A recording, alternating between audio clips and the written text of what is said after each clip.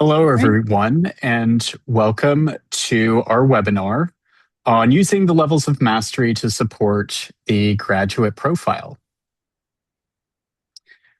My name is Russell Carpenter, and I serve as Assistant Provost and Professor of English at Eastern Kentucky University, along with Senior Fellow at the Council on Post-Secondary Education. And I am Dr. Allison Buck. I'm an associate professor of sociology, and I am vice chair with Rusty on one of our general education governance committees that oversees the essential skills. Great. Thank you, Allison. All right. We're very excited to have you joining the webinar and are looking forward to sharing some information with you about ways that you can use the levels of mastery to support your work in and across the graduate profile. We hope that you find the information both practical and also scalable as you implement the graduate profile for your faculty and your students. In this webinar, we have designed the information specifically for educators and curriculum developers, and also academic leaders seeking to enhance the teaching, the learning, and also the assessment of the graduate profile's 10 essential skills. Today, through this webinar, you'll gain practical strategies for integrating the levels of mastery, a framework which allows us to clarify the expectations to guide student growth and to ensure consistent evaluation across all 10 essential skills area. You can see the outcomes also listed here. We'll focus on some aspects of design. So as you're thinking about how to create initiatives focused on the graduate profile, how to integrate the levels of mastery from the very beginning. We'll share some ideas for application and also development of a consistent language for discussing essential skill development with students, with colleagues, and other key stakeholders. And then finally, we'll offer some recommendations for using the levels of mastery framework to integrate into existing activities, such as maybe curriculum mapping and also assessment practices related to the 10 essential skills. An overview of the content that we have designed for you in this webinar will begin with the what and the why of the levels of mastery. Then we'll move into some shared language that you can use. We'll work through the levels of mastery very carefully with you, especially as it relates to each of the 10 essential skills. In that section, we'll provide several examples as well.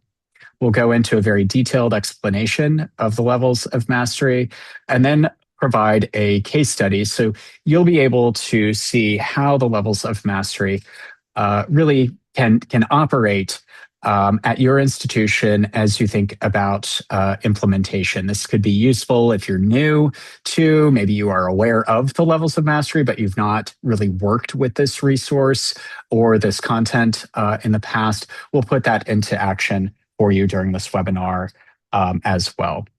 So I will turn it over to Allison to establish some context related to the Kentucky graduate profile. All right. If you are not familiar, the Kentucky Graduate Profile is our post-secondary learning framework. And it actually builds on the P through 12 Portrait of a Learner implemented in the Commonwealth Public Schools. It aligns knowledge, skills, and abilities that students gain in college with the skills needed for success in workforce and life. And it also aligns with national post-secondary frameworks, such as the American Association of College and Universities Essential Learning Outcomes, Quality Assurance Commons, 8 Essential Employability Qualities, and the National Association of College and Employers Competencies for a Career-Ready Workforce.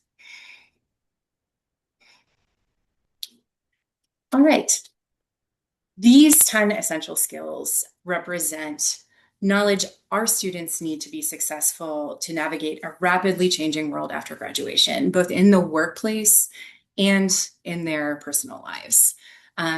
We can see that the skills range from things like communication and professionalism to civic engagement, knowledge application, information literacy.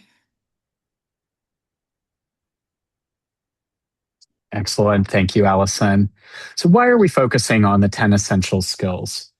Many of you are probably engaged very deeply and immersed in this work of designing initiatives for your faculty, for instructors, maybe for students, or even employers and other stakeholders. This work is incredibly important. So, as we think about the levels of mastery, we want to ensure that the context is very clear. Our focus on the 10 essential skills allows us to ensure that there is a great deal of value in pursuing a higher education credential.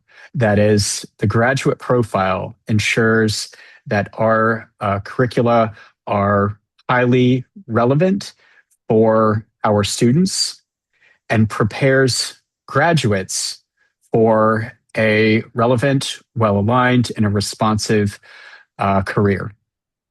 However, the 10 essential skills are also absolutely crucial to student success in the classroom. These skills are essential. We want to ensure clear alignment with workforce needs. This is one way that we are being very responsive to the needs of an ever-changing workforce. And of course, many of you probably read the Chronicle of Higher Ed and other higher education newsletters or emails, and maybe you're listening to some of the current higher education podcasts and researching other venues as well. We know that the essential skills are also highly human skills. These are skills that are increasingly important, especially in a climate that is heavily using AI to create efficiencies and to be responsive to an increasingly technical or technological environment. Employers are hiring for competency and also want graduates that show that they have immediate value and add value to an organization from the outset. So this is incredibly important context as we move into the levels of mastery. Allison? All right, so let's talk a little bit about definitions and performance indicators as they relate to the essential skills and the levels of mastery. So for the Kentucky Graduate Profile, we worked with the Competency-Based Education Network, or CBEN for short, to help define each of these essential skills, identify three levels of mastery. We created teams for each of the 10 essential skills, and each team had faculty, but also staff and employers who contributed to the definitions of each of these. We took the definitions of each of the 10 essential skills and built out 3 levels of mastery for each. There was a public review period where other faculty, staff, and very importantly, employers got to provide feedback, and the feedback was incorporated for the final published version that we now have available.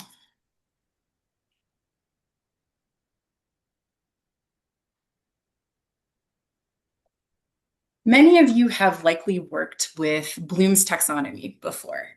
The levels of mastery follow a similar logic, with benchmark or novice mastery representing the ability to understand the essential skill, milestone or competence mastery representing the ability to apply or do the skill, and capstone or proficient mastery representing the ability to innovate, adapt the skill to new situations, different contexts. Great. Thank you, Allison. So we'll move into our discussion of the graduate profile levels of mastery.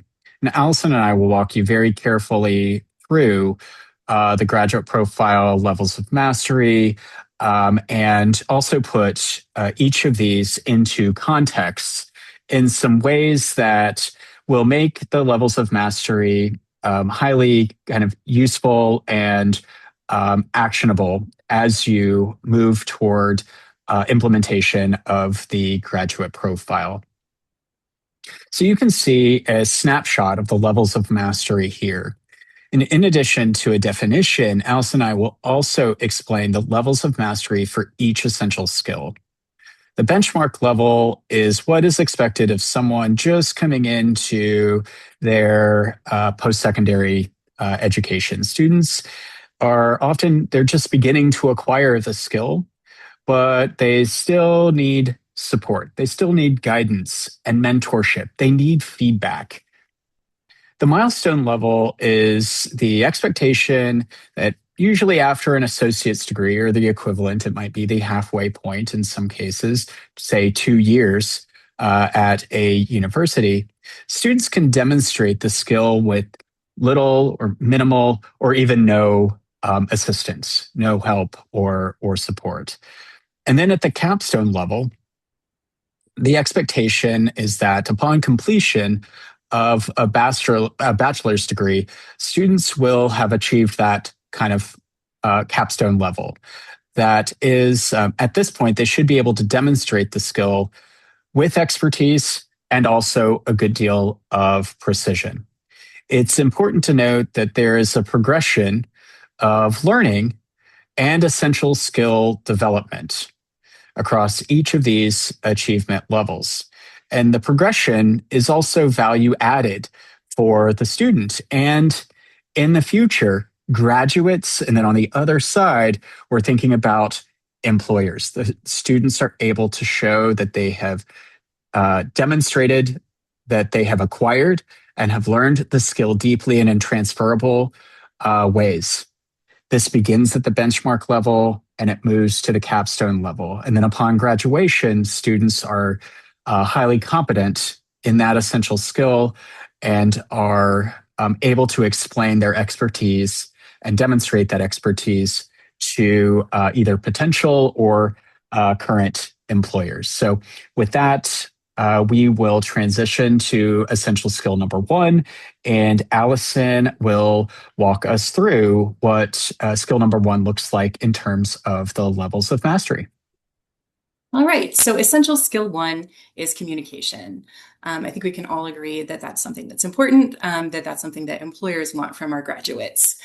You can look across the levels of mastery here. You can see that when we are looking at the benchmark level, we're focused on basic clarity, basic engagement, asking questions to clarify understanding, expresses thoughts, ideas through writing. We are looking at the benchmark level. As students begin to move into the second year, the third year of college, we are looking for more active, structured, intentional communication, giving focused attention to others, asking clarifying questions, paying attention to nonverbal signals, not just expressing thoughts and ideas, but using logical structure, standard grammar, etc. And then once we go to the capstone level, this is professional level mastery. This is where we want our graduates to be. Communication is strategic. It's delivered in potentially high stakes settings, right? Our students are ready to communicate with clients, with their supervisors, managers. They can use active listening. They can tailor written communication to a specific audience. They know enough to do that. So we can see how the levels of mastery progress across skill one. And next we'll talk about essential skill two. And essential skill two is critical and creative thinking. Once again, absolutely crucial for our students going into the workplace, particularly in the age of AI. When we're looking across the levels of mastery here, we can see there's a foundational skill in approaching problems and ideas at the benchmark level. Basic ability to describe a problem in general terms.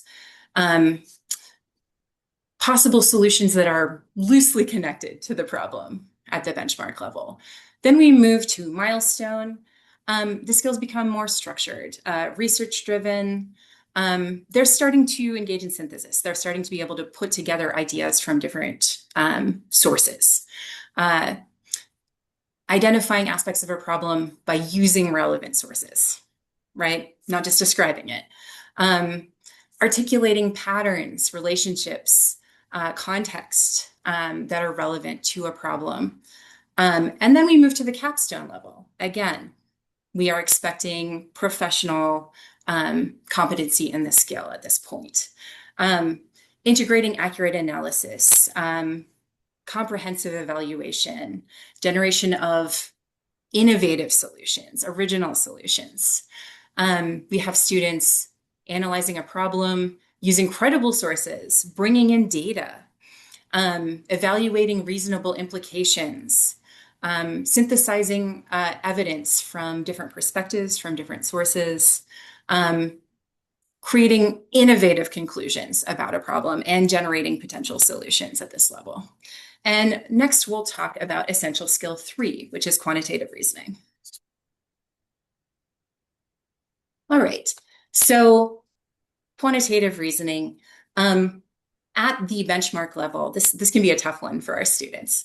When they're coming in, we want them to develop very basic data literacy, basic computational skills, basic arithmetic operations on real numbers,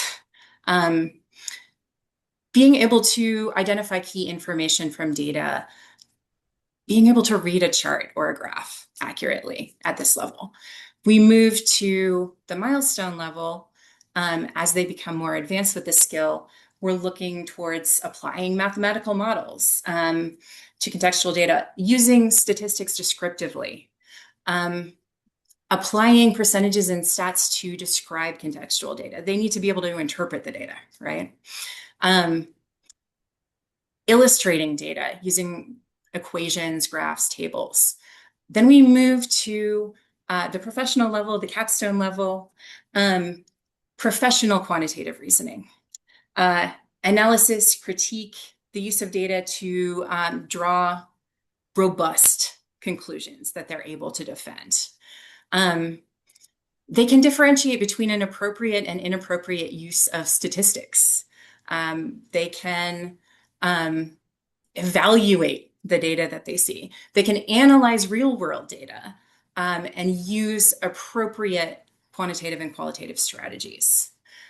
So I will turn it over to Rusty again to talk about skill 4, interpersonal relations. Thanks, Allison. Essential skill 4 is interpersonal relations. For this essential skill, the benchmark, of course, is the college entry. And at that benchmark level, the focus is often on the foundational kind of self-awareness and executing basic social communication techniques as defined by established rules or established norms.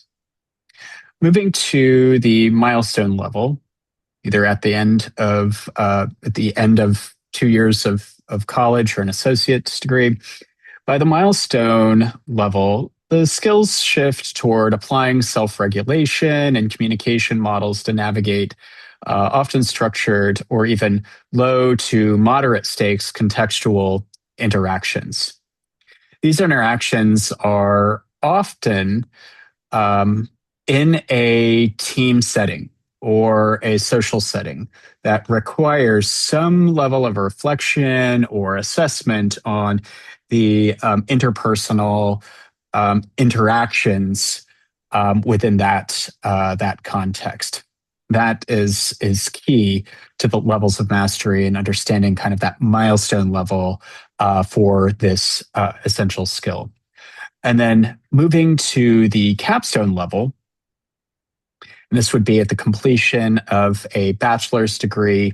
The capstone level represents professional level interpersonal reasoning that often focuses on complex relationship management, ethical decision making, and using influence to achieve organizational or even civic goals in authentic and higher stakes environments. So you can envision the increasing complexity moving to the capstone level. And for the work that we do in designing the essential skill, in assessing into curriculum or assessing the essential skill, consider the levels of complexity here and the ways that students can demonstrate learning at each of those levels. So we'll move forward to essential skill number 5, which is adaptability and leadership. And Allison will walk us through essential skill 5. Thank you, Rusty. So essential skill 5, we start at the benchmark level, and we are looking for observation, basic understanding, recognition of how groups and motivation work. How can people cooperate to reach a common goal, for instance? We move to the milestone level, and we shift to personal action, active contribution. Again, we're moving from the doing level to the applying, or from the understanding level to the doing level, excuse me. Personal action, active contribution, demonstrating resilience, demonstrating adaptability, adjusting to new situations by doing things differently. We move to the capstone level, and we have the ability to engage in true leadership, mastery of complex dynamic environments, foresight, strategic modeling. We have graduates who can respond to and anticipate change, a critical skill right now for our graduates, certainly. I will go ahead and turn it over to Rusty once again to talk about essential skill 6, professionalism. Thanks, Allison. So, of course, essential skill 6 is professionalism. And this is an area that employers are highly focused on and acutely aware of, especially as graduates are acclimating to new spaces, to a new environment, maybe navigating hybrid or in-person work in different ways. And so this skill is absolutely critical for students to develop, to receive feedback on during their time with us in class, and even maybe other spaces at our institutions, maybe through organizations or maybe through involvement or volunteer work. So with this essential skill, focused on professionalism. At the benchmark level, we're really focused on establishing a foundational level of personal conduct and the basic reliability. And this can be defined in a number of ways, and instructors can really think about how students can demonstrate professionalism within a learning environment, or within an assignment, or within the context of a learning space, either virtual or in person. But keeping in mind at that benchmark level, we're really looking for students to establish kind of the foundation for personal conduct and the basic levels of reliability. Moving to milestone, though, the skills move from simple demonstration to practical application. And so keep that shift to practical application in mind. You can also think about strategy and ways that students can demonstrate accountability at that milestone level. At the capstone level, and this is toward the end of a student's higher education or collegiate career, or the end of their bachelor's program. This represents a professional level of mastery, which focuses on the modeling ethical behavior and taking strategic initiative, and also showing a lifelong learning of professionalism. What I often think of at that capstone level is that a student has not only learned, but they have learned deeply and are able to transfer that skill, in this case, essential skill 6, to a range of different contexts and scenarios. And they understand what those are and how to make those moves within this essential skill. So with that, we'll move on to essential skill number 7, and Allison will guide us through civic engagement. All right, thanks, Rusty. Civic engagement is critical for our students, not just because they may be engaging with other organizations as part of their work, but we want them to be well-rounded citizens. We want them to engage with their communities and the world around them. We want them to have the skills to do that. So when they come to us at the benchmark level, we want them to learn basic, respectful participation. How to identify opportunities to get civically engaged. Do they know democratic principles? Are they aware of the US Constitution? Can they discuss basic ideas related to public policy? Once we move them along to the milestone level, once they have mastered the basics and they're ready to apply the skill, we're shifting again to active engagement. Can they develop persuasive arguments? Again, related to civic participation, related to public policy, the social good. Can they engage with others who represent different perspectives productively and effectively? As they graduate, as they move out into the professional world, as they take on senior projects, internships, that kind of thing, we want them to achieve this capstone level. We want to see sophisticated, strategic civic leadership at this point. Collaboration with stakeholders, tailored communication. Can you identify folks to collaborate with in civic action? Can you tailor communication to elicit support from leaders in your community? So that is the level that we're looking at as they graduate. And I will go ahead and turn it back over to Rusty for skill 8, collaboration and teamwork. Great. Thank you. So skill 8, of course, is collaboration and teamwork. All of these essential skills, the 10 essential skills are so incredibly crucial right now for our students and for graduates. These skills are also ones that we continue to hear so much about in the higher ed news. Collaboration and teamwork is often in the other news sources as well, related to interviews with CEOs, with major organizations, and related to human resource discussions as well. It continues to come up in a number of different venues. When we look at that benchmark level, it focuses on making reliable contributions. So this might look like basic task completion and self-awareness, and demonstrating self-awareness, maybe even reflection or reflecting on self-awareness, especially within a group. And that aspect is key. The team-based or the group-based dynamic, even beginning at that benchmark level.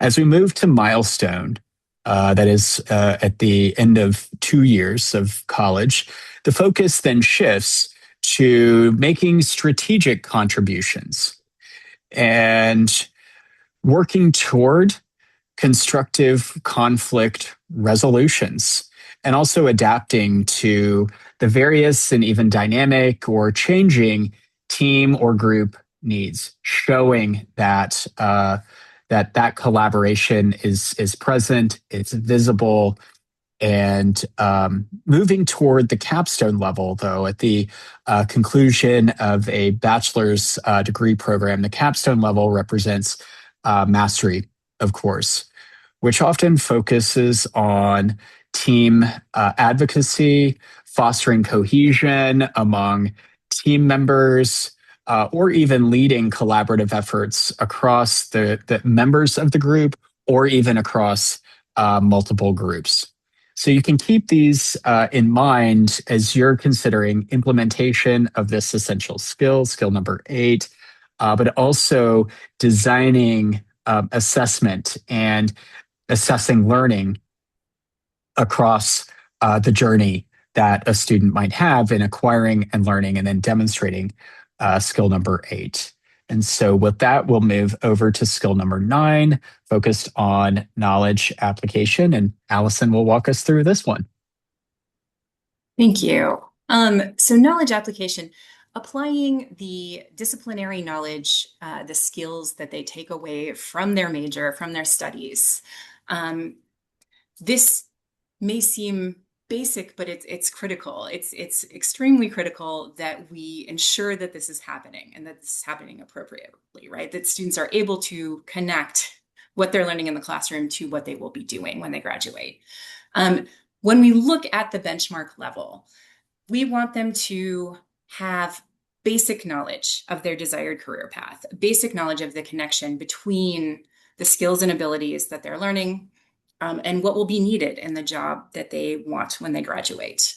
As they move on, as they enter sophomore or junior year, the midpoint of their academic career, we want them to take the knowledge that they're learning, take the skills that they're learning, and think about how some basic problems that they might encounter in these careers could be solved using these skills, using this knowledge.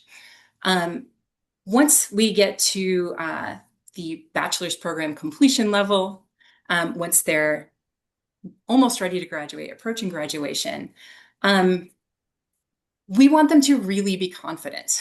We want them to have, again, advanced mastery, expertise with the knowledge, the skills, the abilities that they have developed in college that will be applicable. We want them to be able to solve complex problems related to their career path. We want them to have a very concrete postgraduate graduation plan. We want them to have thought about this carefully. And I will turn it back over to Rusty for essential skill 10 on information literacy.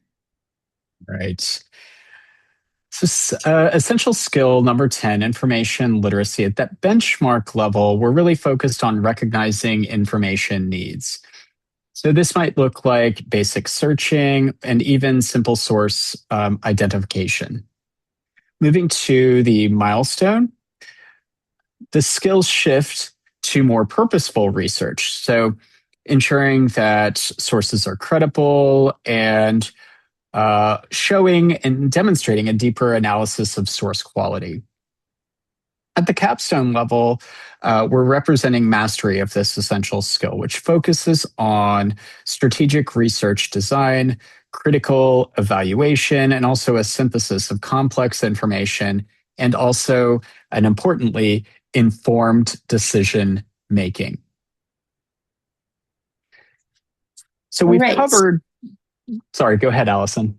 No, that's fine. Now that we've examined how each essential skill is defined across the levels of mastery, Rusty will explore more specific examples of how one of the essential skills, essential skill 1, communicate effectively, might actually look across the 3 levels of mastery. So I'll turn it back over.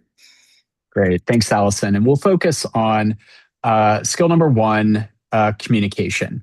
So Allison gave us kind of an introduction here. Now we're going to take a very close look at how we can put the levels of mastery framework into context. So this is a bit of a demonstration, which might be useful as you're thinking about the essential skills that you are working with or integrating, and then how you can use the levels of mastery as well. So, thinking about essential skill number one at the benchmark level, you can see what this might look like. And this can put the essential skill into a bit more context as you're thinking about how you might assess learning and demonstrate learning at this benchmark level. So, thinking about the benchmark, and as we begin exploring the levels of mastery, we really start with this benchmark phase. And you can think of this as the foundation or the introduction, especially in terms of essential skill number one, communication. This is where they land when they're first introduced to a complex professional skill or even a new academic context. And so, while students might be very familiar kind of broadly with the importance of essential skills and communication in its different forms, we have the opportunity to make sure that we are being intentional and even transparent as students are entering their college careers. Students might have an emerging awareness at this benchmark level. That is, they know that communication matters. They understand it's a requirement, but they might lack the nuance to adjust communication, maybe to different contexts or even different audiences or scenarios. That is, they have a basic understanding, meaning they can define what communication is, but they might struggle with the how of communication. In some cases, you might think of that as delivery. And if you ask them to write maybe a technical report versus a persuasive email, they might use the same tone or a similar tone for both because they just haven't mastered the complexities of situational awareness. That is, the context or understanding an audience or purpose. At this level, they might also have kind of a one-directional mindset. So a hallmark of the benchmark level is focusing on the self, understanding yourself. And communication here is often one directional. That is, a speaker or writer might think, well, I've said what I needed to say, or I've sent the information, but they aren't yet actively kind of reading the room or anticipating how the receiver or the audience member's background, their own emotions, or even perspectives might change how that message is interpreted. So, in terms of the instructional needs, you might consider teaching or even a supervisory perspective, helping students to kind of get out of that mindset or shifting their perspective. Individuals might need a good deal of feedback or even guidance. And at this level, they might not yet be ready for very broad or even open ended communication related topics. Moving over to the milestone level, and to put this into context and what this might look like for the essential skill of communication, you can see some kind of key points here. I'll talk you through that. So, as we move from benchmark to milestone, we're also looking at the transition from a learner to more of a practitioner at this point. If benchmark is focused on learning the rules, milestone is really about reliable application. So, really hone in on the ability to apply the essential skill. And this is often the target level for students about midway through their program, or even maybe for early career professionals. We want to show that reliable effectiveness. And the key word here is really consistency. At the milestone level, an individual isn't just focused on getting it right occasionally or demonstrating the essential skill of communication occasionally. They're reliably effective at this skill. They can handle routine tasks and provide, say, standard team updates and complete more complex projects as they navigate different situations, like maybe explaining a technical process to a non-technical audience or even a client. Shifting to audience centricity. Again, this is a significant shift in the focus at the milestone level. This is perhaps the most significant jump from the benchmark level. It is also complex. Communicator is no longer focused on themselves. They are focused on understanding their audience, and they instinctively ask who am I talking to? Who am I communicating with? And what does that audience need? They can adjust the tone or even the level of detail and even the medium, choosing a phone call or over an email as just one of many examples. They ensure that the message is received as intended. At this stage, the individual is also becoming more proactive and even independent. As supervisors, or thinking about a workplace context, or educators, we can find ourselves giving a little bit less feedback or fewer how to instructions. And students can anticipate communication needs, such as needing to send a follow up or even adding to the level of detail in a particular communication. Which moves us to the capstone. Thinking about the capstone for essential skill number one, we've now reached the highest tier of the framework. And this level represents mastery and the leadership needed for this essential skill. While the benchmark is about learning and milestone is about doing, capstone is really about strategizing and even modeling, really demonstrating the complexity and the nuance of that essential skill. And at this point, we hope that students strive for demonstrating the essential skill through maybe capstone projects or senior level projects and envisioning themselves not as students anymore, but as professionals or emerging professionals. That is, they're able to understand the workplace or the professional context and what communication is and what that looks like within those contexts as well. So communication is no longer just a task to be completed. It is becoming a strategic tool, something that they can utilize. The individual understands how a single message impacts the organization's long-term goals or even the reputation. And they don't just share information, they can also drive action. That is, they've learned how to influence and inform through communication. At this capstone level, the communicator is also adaptable and influential, and they model the kind of excellence in communication that we would want to see, and that employers continue to tell us that they are expecting from our graduates.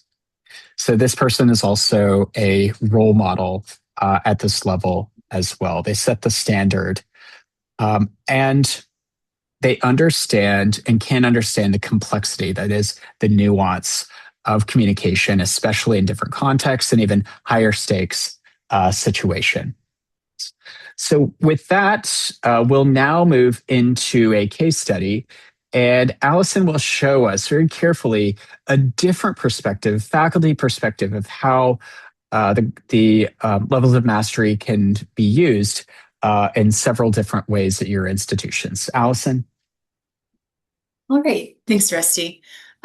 So I am going to talk about how we scaffolded the levels of mastery throughout the EKU curriculum, how we scaled the rollout of essential skills across the levels of mastery, and then how we are approaching sustaining this implementation of the essential skills at all three levels of mastery through professional development and pedagogical support. So I'll start by talking about scaffolding. All right. So here is how scaffolding looks at EKU in terms of the levels of mastery.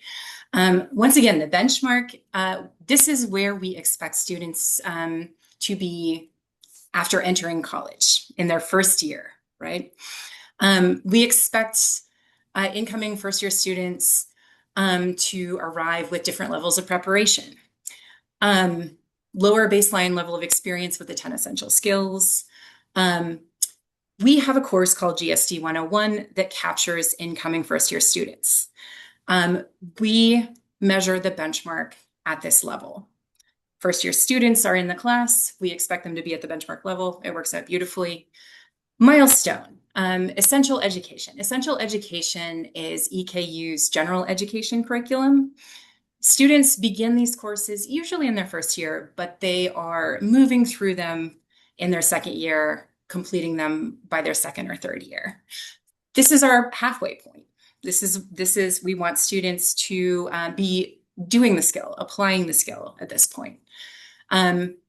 So they're strengthening their capacity to practice the essential skills as they complete their essential education requirements.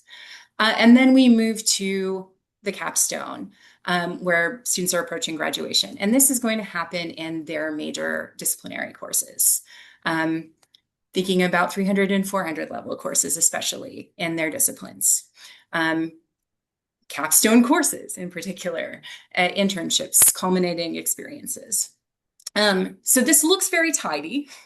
This looks very nice, but deciding how to map the levels of mastery onto an entire curriculum took some time. Our process, though, was intentional.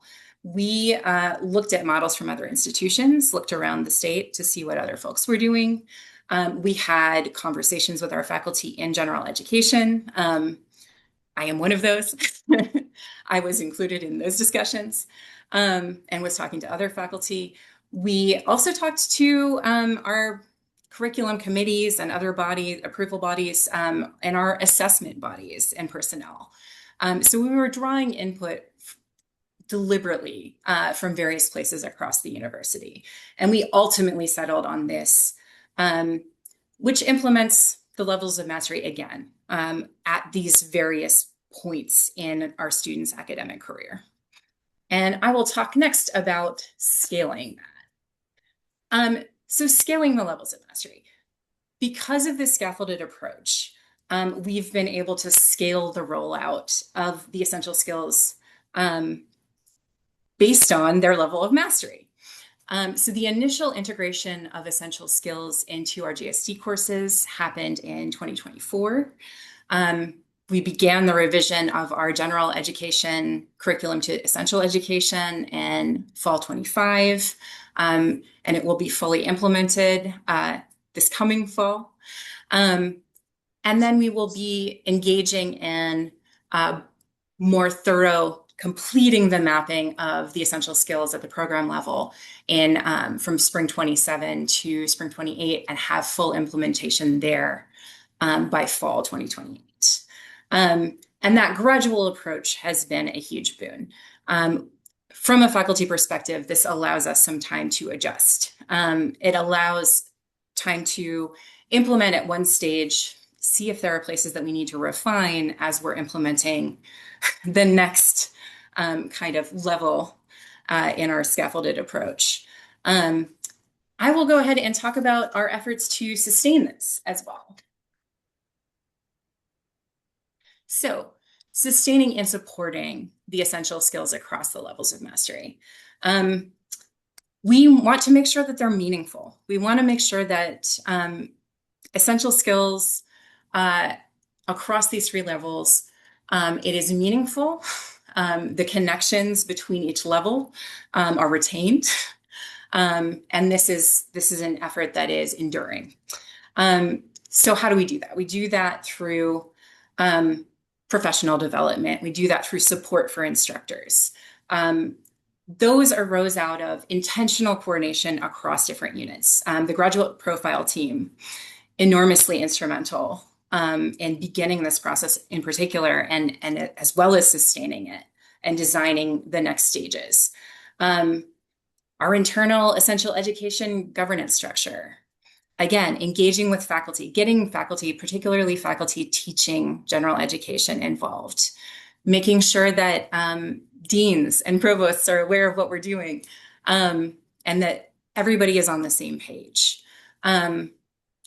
Having those, using skill 8 and skill 1, very important here.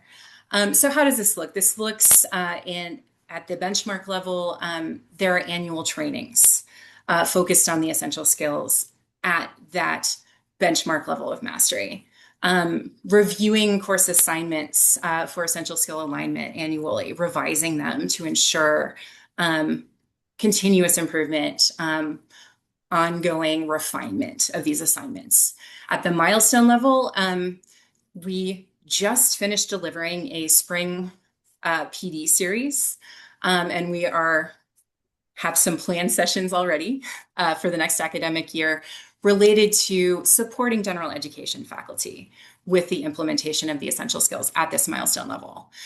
We've developed a number of resources for them, example assignments, worksheets. We have recordings of presentations and workshops that we've done. We have a self-evaluation checklist that we've provided for faculty. We also offer optional assessment review for faculty who are wondering, am I doing this right? Have I successfully implemented skill 4, interact effectively at the milestone level? Am I doing it right? We let them submit and we give them feedback based on their requests. And we've also offered consultation sessions for departments and programs, which a number of programs and departments have taken advantage of. And that's been very successful. Sustaining infrastructure for Capstone integration. So planning for, even though we are still in the process of that integration, we've already started some planning of professional development to support that integration. We've already started to talk about how that will look. And then the scaling and scaffolding really have paved the way for this implementation at the Capstone level. It has been very helpful to, again, roll this out stage by stage. And I'm going to close by, I want to give you some examples. I want to talk to you about how this looks at the assignment level, right? We're looking at the structural level right now. Let's look at how this looks at the assignment level, at the benchmark, milestone, and capstone level. So I'll take you through the benchmark example first. So in this assignment, this is from our GSD 101 course that captures all our first year students. It's an end of semester reflection, and it was designed and revised by our director and associate director of first year courses. Students are invited to reflect on how they've applied academic knowledge, skills, and abilities to their lives inside and outside the classroom. So we're looking at essential skill 9 here. And then they're also asked to reflect on 2 other essential skills that they've developed related to their chosen career. So this is really asking students to demonstrate understanding, right? We are at that benchmark level, but it's preparing them to move them to the doing because they're reflecting on the skills. They're reflecting on how they have done this.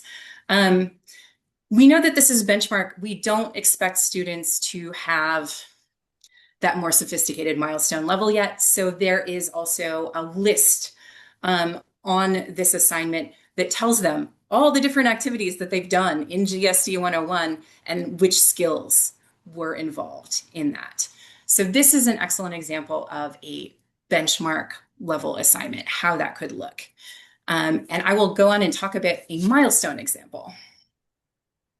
All right, so the milestone example, I like this one a lot. This is something I would use in one of my courses. This is an attempt to measure using information for decision making, essential skill 10. So students take a course on this was specifically developed for WGS 201. I could use this in an introductory sociology course. I could see this being used in a political science class. There are a lot of classes where I have public health course. So based on the content in that course, they are selecting a piece of legislation or public policy related to the course topic. Then the students identify a community leader. It could be a legislator, it could be the leader of a community organization, a nonprofit that deals with this topic, somebody who would be appropriate. And then they go out and find scholarly literature and they craft a persuasive letter about changing the policy. They get to pick the topic, they get to pick the policy, but they are asking the students to apply the essential skill, right? They are going out and finding scholarly literature. They are looking at existing pieces of legislation and public policy and using the information they've learned in the course to make decisions about what they would like to see changed, what they think would be effective. I will go on to the capstone level. So this is also a Skill 10 assignment. We have a lot of really excellent Skill 10 assignments. We have had a lot of partnership with our university librarians. They have provided incredible support for our faculty related to Skill 10. That's something to keep in mind potentially. Are those partners available at your institution, on your campus? They have made a number of excellent skills related to information literacy. This one is asking students to identify the claims of an author related to an opinion piece about teaching composition. And this was developed for use in English 303, which is advanced composition for teachers. So this is obviously a disciplinary course. This is right where we want them to be. They're developing that expertise in the skill, right? So they're reading the piece, they're finding relevant scholarly literature about teaching composition, what's effective, what's not.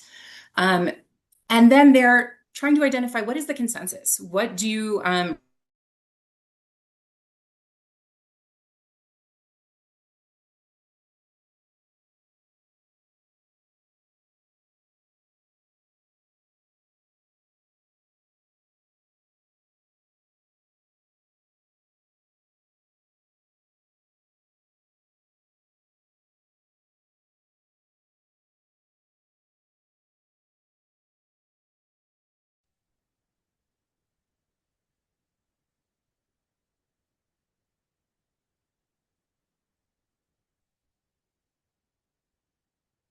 oh, okay.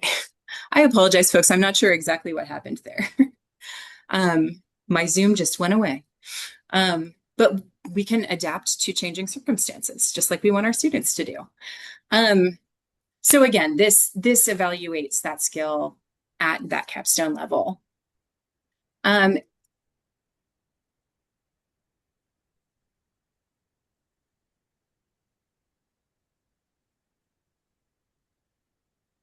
And I see that we are short on time, so I'll really quickly give you a few takeaways and turn it back over to Rusty.